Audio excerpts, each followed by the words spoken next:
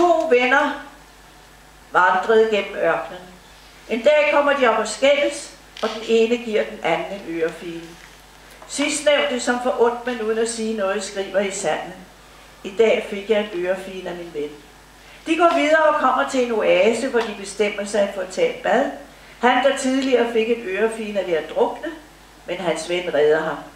Da han er kommet til sig selv igen, indridser han omhyggeligt på en sten: i dag reddede min bedste ven mit liv. Vennen spørger ham så: da jeg slog dig, skrev du i sandet. Nu da jeg redder dig, graverer du på en sten. Hvorfor? Den anden svarede: når nogen gør os ondt, skal vi skrive det i sand, hvor tilgivelsens vind kan viske det ud. Når nogen gør os godt, skal vi gravere det i sten, hvor ingen vind nogensinde kan slette det.